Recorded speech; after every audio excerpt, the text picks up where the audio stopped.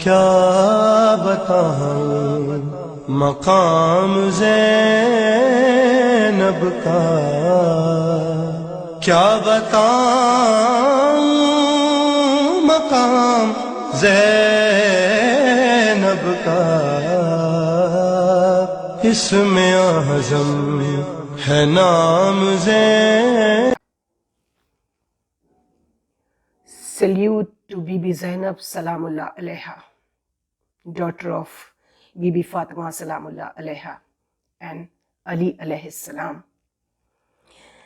The world came to know of Hussein alayhi salam, his sacrifice and his mission through his spokesman Zainab. In Zainab, Hussein had a perfect comrade.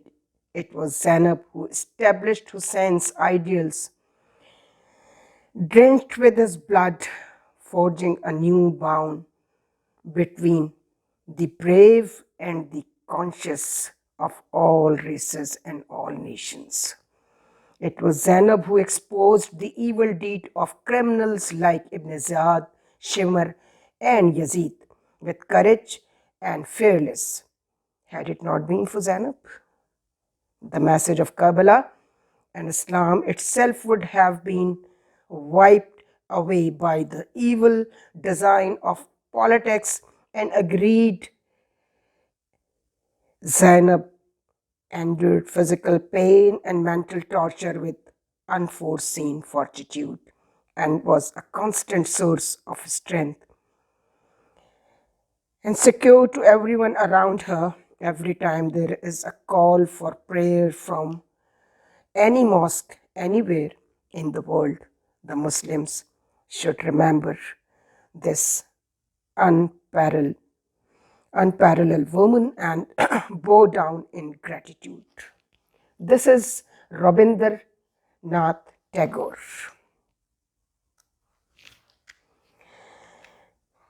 Now I would like to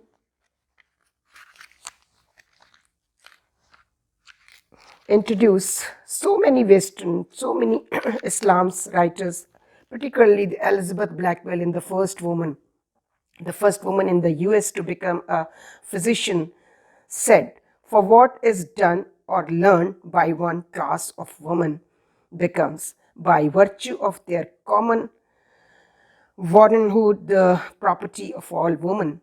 Zainab's qualities and achievements are ours. We cannot install courage, uprightness, fearlessness, determination, and fortitude in a few days. It takes years to achieve a small percentage of it." Zainab proves another common perception wrong, which says that women embarrassingly lack the quality of unity. After the massacre at Karbala, Zainab single-handedly led the one-hearted and one-spirited front of women through a thick of tribulations to the victory. Zainab also proves wrong the fact that men have the power to dominate women. Neither by Ibn Ziyad nor Yazid was man enough to discourage.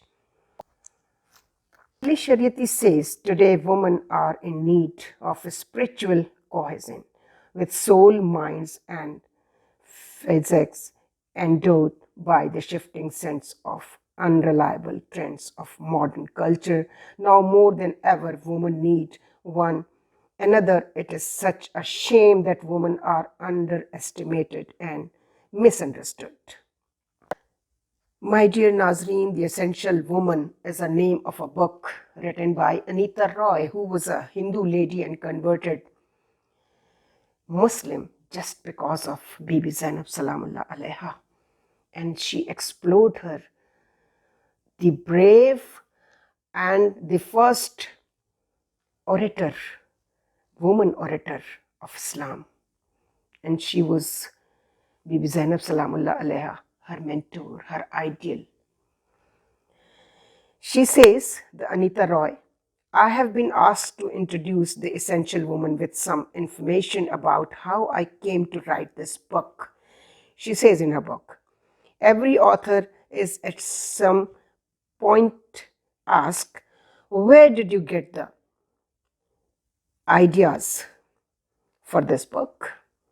Well, I got mine the very moment I knew I will never recover from the sheer impact of one look at the face of Muhammad, peace be upon him, the Prophet of Islam. He looked at me, and I could not help but respond to the immense grace with as such grace as I could muster up.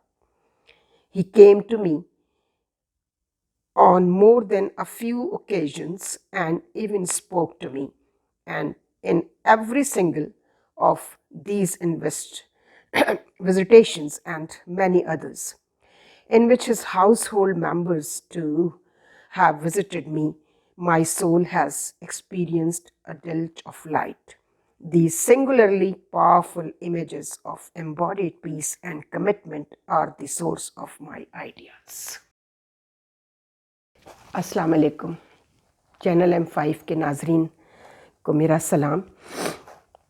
नाजरीन, आज मैं उन ख़ातून की पहचान अपने उन नाजरीन से करा रही हूँ, और मेरा जो सबसे बड़ा इसमें सोर्स ऑफ इंस्पिरेशन है वो तो ऑफ कोर्स जो हमारे इस्लामिक हिस्टोरियंस ने बीबी ज़ैनब सलामुल्लाह अलैहा के लिए हमें बताया।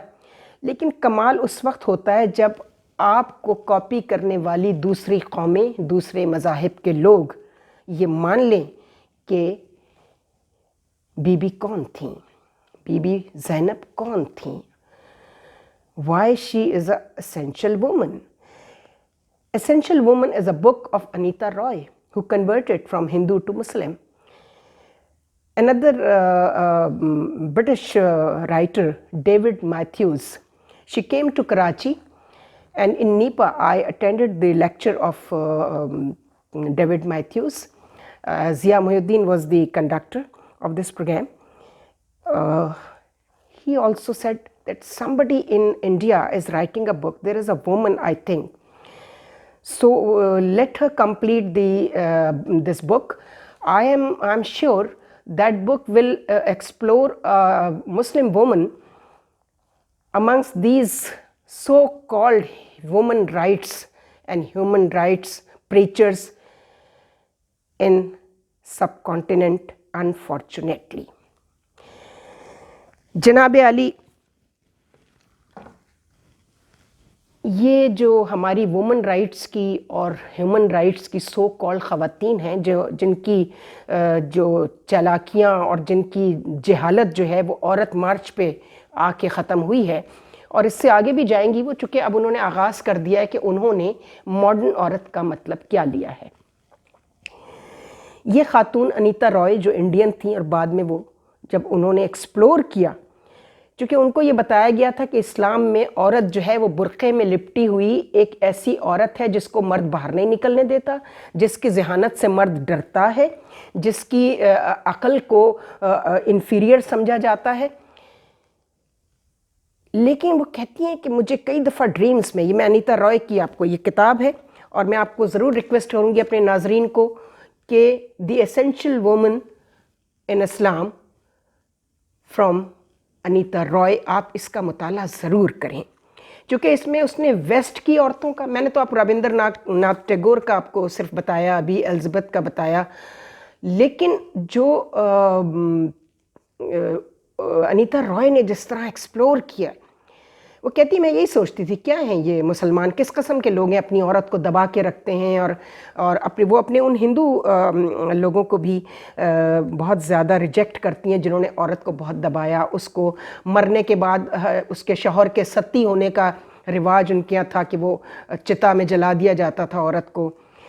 लेकिन वो सोचती रहती थी अनीता रॉय के दुनिया में ऐसी कौन सी ख़वातीन हैं जो इस्लाम के औरत को बता सकें कि वो कौन है। तो कहती हैं मैंने बहुत ख़वातीन को पढ़ा इस्लाम की, پھر مجھے 3 عورتیں جو ہیں وہ ایسی نظر آئیں جو تجارت میں بھی موجود ہیں. بی بی خدیجہ الکبریٰ پہلی بیوی ہیں، زوجہ ہیں رسالت میں آپ صلی اللہ علیہ وآلہ وسلم کی، اور ان کی زندگی میں آپ نے کوئی دوسری شادی نہیں کی، یعنی اتنی پرفیکشن تھی ان میں. پھر انیتا رائے کہتی ہیں the two women Bibi Fatima al-Zahra سلام اللہ علیہ and his daughter Zainab, they impressed me, they are my mentor. Why? And why I have written this book, An Essential Woman on Bibi Zainab. تو اس کتاب کا مطالعہ بہت ضروری ہے آپ کے لیے. بے تحاشا ویسٹرن لوگ، بے تحاشا غیر مذاہب کے لوگ جو یہ سمجھتے تھے کہ بس میری بی بی مریم کے بارے میں وہ سمجھتے تھے کہ دا ہائیسٹ. پھر اقبال نے بی بی مریم کو جب بات کی تو کہا کہ فاطمہ جو ہیں وہ مریم سے افضل ہیں. تو اس کے بعد وہ کہتی ہیں کہ میں نے یہ دیکھا کہ یہ خاتون جو ہیں یہ صرف بریو نہیں ہے، شی از فل آف وزڈمز، یعنی وہ عقل کو استعمال کر رہی ہیں، برین کو نہیں. برین اور وزڈم میں فرق ہے، ہم اس پر پھر کبھی بات کریں گے. تو انہوں نے کہا کہ میں انہی 2 عورتوں سے اسلام میں اتنا متاثر ہوئی کہ میں مسلمان ہو گئی اور میں نے اسلام کا مطالعہ شروع کر دیا. میں آپ سے یہ ریکویسٹ کروں گی کہ یہ کتاب آپ لوگ ضرور پڑھیں، اور اپنے ناظرین کو یہ بتانا چاہوں گی کہ بی بی زینب جو ان کو نہیں جانتے وہ کون ہیں، کیا ہیں وہ. کہ جب کربلا کا واقعہ ہو جاتا ہے، گھر کے سارے مرد مار دیے جاتے ہیں، صرف ایک امام زین العابدین اور کچھ بچے رہ جاتے ہیں. یہ معجزہ ہے اسلام کا اور امامت کا. ورنہ وہ کہتے ہیں کہ جی ہم نے اس لیے نہیں ان کو مارا کہ وہ بیمار تھے، اور عربوں کی روایت ہے کہ بیماروں کو لڑائی اگر جنگ ہو رہی ہو تو بیماروں کو کچھ نہیں کہا جاتا. اس سے بڑا منافقانہ اور جھوٹا بیان اسلامی مفکرین سو کالڈ جو دیتے ہیں.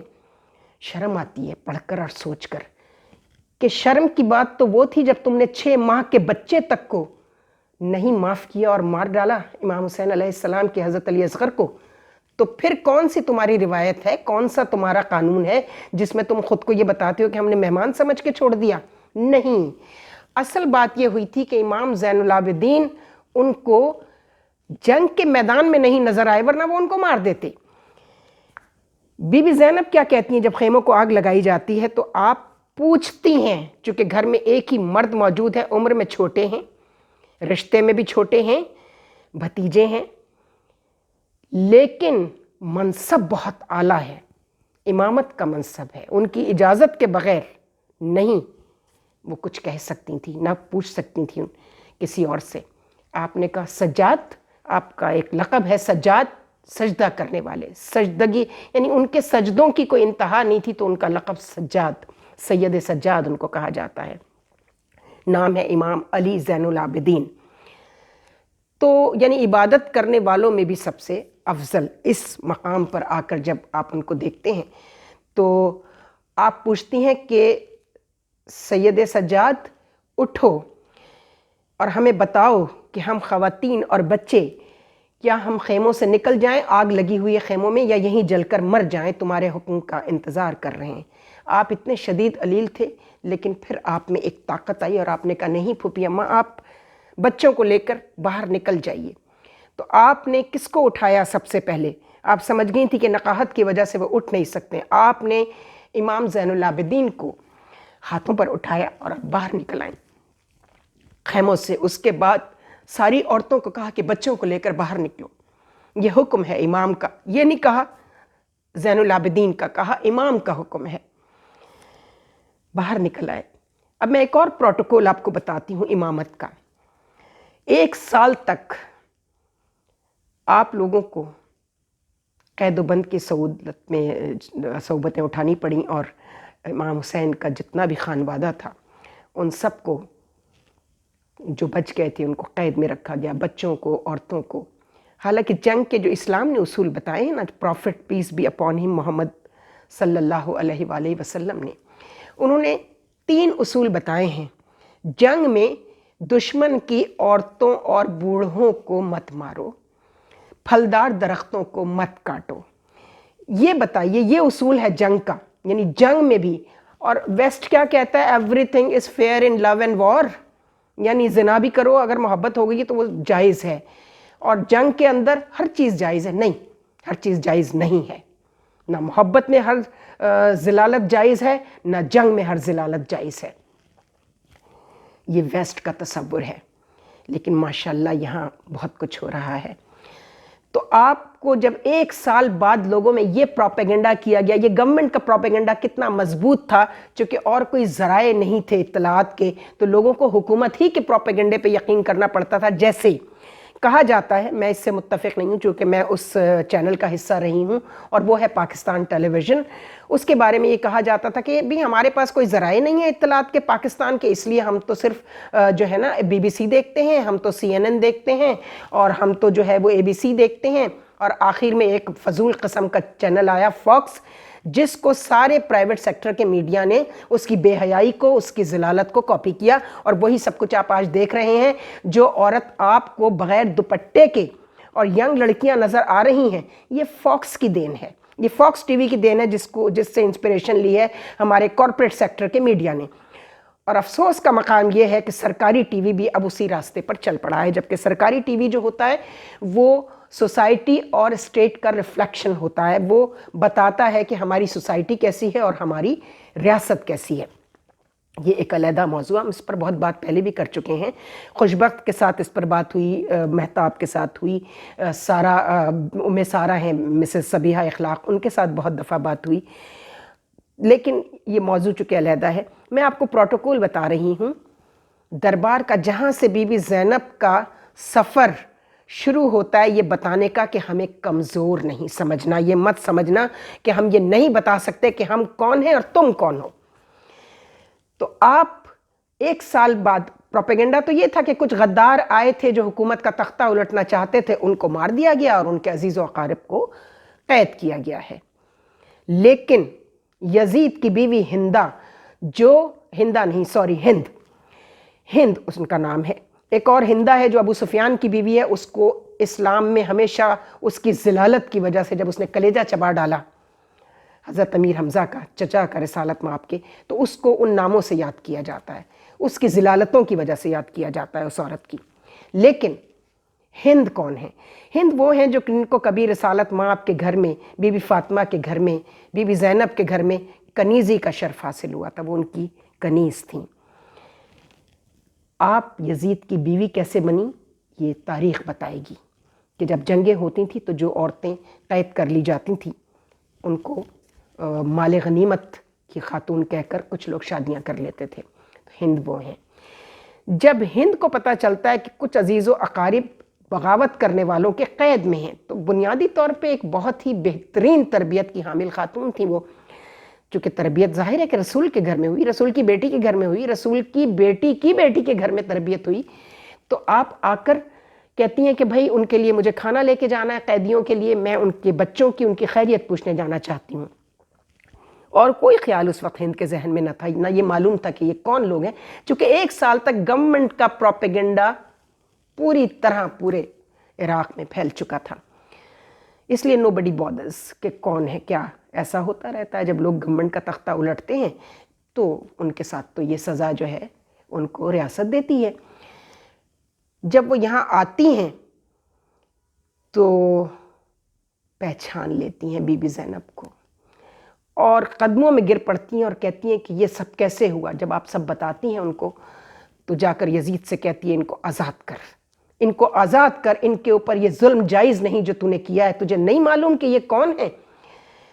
وہ ایسے بن جاتا ہے اچھا مجھے تو میرے جیسے ہمارے ہاں جو بھی کچھ ہو جاتا ہے وہ مشیروں کے ذمے لگتا ہے. بھائی مشیر تو جو تمہیں چاہے بتائیں، تمہارے اپنے اندر بھی تو تمہارے اپر چیمبر میں کچھ ہے یا نہیں؟ جی مشیروں نے خراب کر دیا، غلط مشورے دے دیے. تو کہتا ہے اچھا میں بھی پوچھتا ہوں، ابن زیاد کو بلا کر پوچھتا ہے کہ یہ جو اپنی بیوی کے سامنے بات کرتا ہے، کہتا ہاں یہ تو زیادتی ہو گئی، انہیں بلاؤ دربار میں، ہم پوچھنا چاہتے ہیں کہ ہم اس کا مداوع کیسے کریں، تلافی کیسے کریں اس ظلم کی جو ہو گیا. ہند سمجھ گئی کہ یہ مکر کر رہا ہے، لیکن پھر بھی اس نے کہا کم از کم اس طرح انہیں آزادی مل جائے گی. آزادی مل جاتی ہے. بی بی زینب تشریف لاتی ہیں، دربار میں بلایا جاتا ہے ان کو کہ یزید نے طلب کیا ہے کہ آپ بتائیں کہ یہ ظلم کس نے کیا ہے. مکر دیکھیں اس آدمی کا، یہ مشیروں کا دیا ہوا مکر تھا کہ اس کو تو ہوش ہوتا نہیں تھا، اس کو تو کبوتر بازی سے اور شراب اور زنا سے فرصت کبھی ملی ہی نہیں، تو اس کو کیا پتا کہ کیا کہنا ہے مجھے دربار میں جا کے. جیسے اکثر آپ دیکھتے ہیں نا ہمارے جو پرائم منسٹر صاحبان ہیں اور دوسرے، وہ لکھی ہوئی تقریریں پڑھتے ہیں. اسی طرح موصوف نے جو ان کو بتایا گیا اسی طرح کے سوال اس نے کرنے تھے دربار میں بلا کر.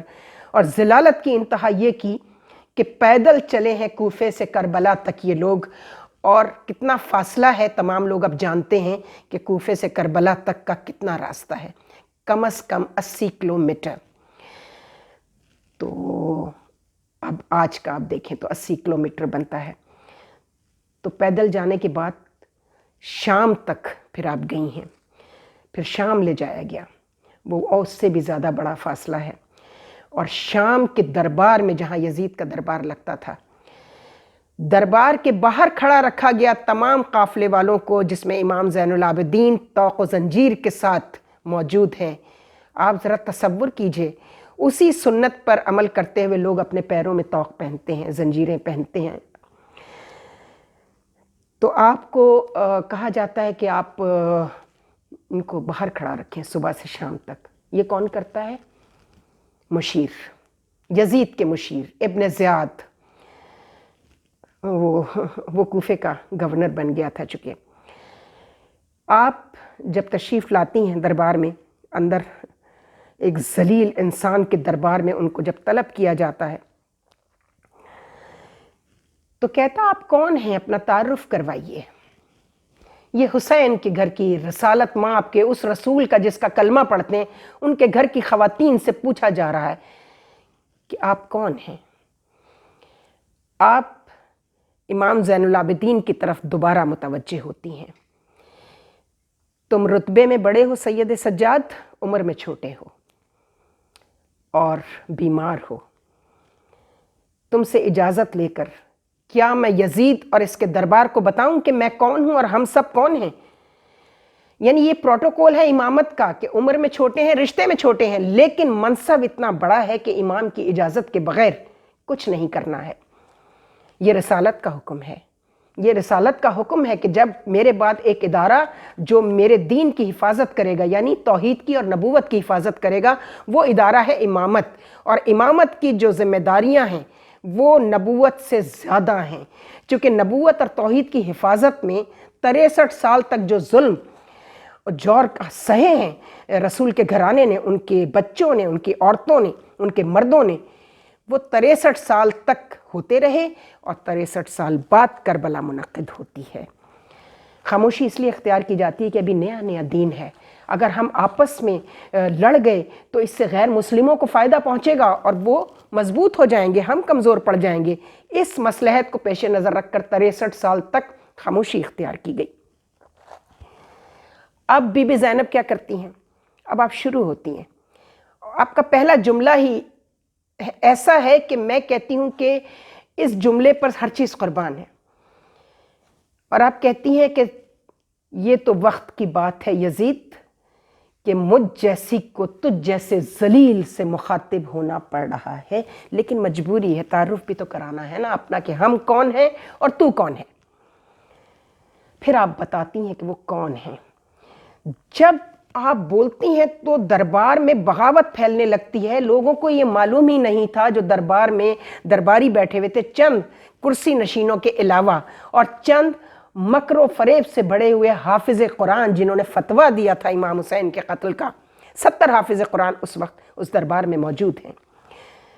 اور مفتی، جیسے آج کے مفتی آپ دیکھتے ہیں نا، درباروں کی منشا کے مطابق اسلامی نظریاتی کونسل میں فتوے جو ہیں نا، وہ اسلام کے نہیں فتوے دیے جاتے جو اسلام کہتا ہے، جو وقت کی ضرورت ہے اس حساب سے. یعنی جیسے کانسٹیٹیوشن میں ہمارے ترمیمیں امینڈمنٹس ہوتی رہتی ہیں نا اپنی مرضی کی، جس طرح دوسرے مذاہب کے لوگوں نے اپنی کتابوں میں ترمیمیں کی، اسی طرح یہاں ہر دور میں اسلام کے جھوٹے جاہل خطیب اور جاہل مفتیان دین نے دین کو تباہ کر دیا اپنے درباری منشا کے مطابق فتوے دیتے دیتے دیتے. آپ کے سامنے ہے ہر چیز. رویت ہلال کمیٹی لے لیجئے، اسلامی نظریاتی کونسل لے لیجئے، فتویٰ وہ دیا جاتا ہے جو بادشاہ کو پسند آئے، جو اللہ کو پسند آئے اس کو جان بوجھ کر بھی چھپا لیا جاتا ہے اور کئی دفعہ پتہ ہی نہیں ہوتا. تو جناب علی آپ کیا کہتی ہیں؟ پہلا جملہ میں نے آپ کو بتا دیا. آپ خطبات بی بی زینب علیہ السلام پڑھ لیں جو کہ انیتا رائے نے پڑھے, جو انگلش ورژنز تھے اس نے جب وہ پڑھے تو وہ دنگ رہ گئی کہ کیا اسلام میں اتنی بریو خاتون ہو سکتی ہیں کوئی. تو جب وہ بتانا شروع کرتی ہیں درباروں میں بغاوت پھیلنے لگتی ہے. ابن زیاد اشارہ کرتا ہے دوسرے کرسی نشینوں کو کہ کیا کیا جائے, یہ تو دربار میں بغاوت پھیل رہی ہے کہ یہ ہم نے اپنے اس رسول کو جن کا کلمہ پڑھتے ہیں ان کے گھرانے کے ساتھ یہ ظلم کیا ہے, اور رسول کے بیٹے امام حسین علیہ السلام نواسے ضرور ہیں لیکن ان کو ابن اللہ کہا جاتا ہے, ابن رسول کہا جاتا ہے. تو مشورہ دیتا ہے ابن زیاد کہ ایسے کریں, سارے مؤذنوں کو کہیں کہ مسجدوں میں اذان دینا شروع کر دیں تاکہ اذان کے شور میں بی بی زینب کے خطبے کی آواز دب جائے. لیکن وہ آواز دب نہیں سکی, وہ اتنی زور سے ابھری کہ آج تک لوگ اس پر پی ایچ ڈیز کر رہے ہیں, تحقیق کر رہے ہیں کہ یہ کس کی وزڈم تھی, یہ کس کا خطبہ تھا کہ دربار کو جس نے ہلا کر رکھ دیا. تو یہ اس بی بی زینب کی آج ولادت کا دن ہے جنہوں نے ساری زندگی کربلا کے بعد مصائب میں گزاری, اپنے بچے دونوں اپنے بھائی پر سے قربان کر دیے. آن محمد دیکھیے, ہمارے یہاں اسلام میں عورت کو یہ اجازت نہیں ہے کہ وہ اپنے شوہر کی مرضی کے بغیر کچھ کرے. تو جب کربلا سے نکلنے لگتے ہیں تو آپ اپنے شوہر حضرت عبداللہ کے پاس جاتی ہیں. رخصتی کی اجازت تو پہلے لے چکی تھی, یہ اجازت طلب کرنے جاتی ہیں کہ اگر میرے بھائی پر کوئی بہت کڑا اور کٹھن وقت آ گیا تو میرے لیے کیا حکم ہے, میں اپنے دونوں بچوں میں سے کس کو قربان کروں. تو حضرت عبداللہ کہتے ہیں کہ بی بی اگر حسین پر ایسا کڑا وقت آ جائے تو ایک بچہ میری طرف سے اور ایک بچہ اپنی طرف سے قربان کر دینا. یہ ہے اسلام کا وہ جذبہ, دین کو قائم رکھنے کا یہ وہ جذبہ ہے. یہ مولانا, میں ان کے نام کے ساتھ ڈیزل اس لیے نہیں لگاؤں گی کہ مجھے یہ بات پسند نہیں ہے کہ آپ لوگوں کو اس طرح کے ٹائٹلز کے ساتھ, چونکہ بہرحال وہ سو کالڈ عالم دین ہیں اور آج کل اسلام وغیرہ بھی پڑھا رہے ہیں سود کے حوالے سے. اسحاق بھائی میں آپ کو اس بات کے لیے کبھی معاف نہیں کر سکتی, اسحاق ڈار صاحب, کہ آپ سود کے بارے میں مشورہ کرنے اور دعا کرانے کے لیے مولانا فضل الرحمان کے پاس گئے ہیں. کوئی دعا ہی کرانی تھی تو کسی صاحب کردار سے کرا لیتے, کسی عام آدمی سے. بڑے بڑے صاحب کردار اس ملک میں پڑے ہیں. بہرحال آپ چونکہ حکومت میں اس وقت ہیں اور بڑی ذمہ داری آپ پر عائد ہوتی ہے تو آپ بہتر سمجھتے ہوں گے آپ کو منافقت کا یہ رویہ کیوں اختیار کرنا پڑا. لیکن ایک بات یاد رکھیے گا, اس بات کے لیے آپ اللہ کو جواب دیں, نواز شریف کو نہیں, ریاست کو نہیں, کہ آپ یہ جانتے بوجھتے. اگر نہ جانتے ہو تو الگ بات ہے, آپ اچھی طرح جانتے ہیں مولانا فضل الرحمان کا کردار. ہاں اگر مفتی محمود اس وقت زندہ ہوتے, ان کے والد, اور اگر آپ ان سے دعا کرانے جاتے تو میں آپ کے اس قدم کو سراہتی, چونکہ وہ صاحب کردار انسان تھا. اور اس کا بیٹا فضل الرحمان نام کے ساتھ مولانا لگاتے ہوئے شرم آتی ہے, چونکہ لوگوں کو مولانا کا مطلب نہیں پتا. آج کل مولوی اور مولانا جیسے لفظ گالی بن گئے ہیں. شرم آتی ہے سوچ کر کہ اتنے مقدس اور پاک الفاظ کو ان مفتیوں اور ان سو کالڈ مذہب کے ٹھیکیداروں کے نام کے ساتھ مولانا لگ گیا. بہت افسوس کا مقام ہے. خدا حافظ.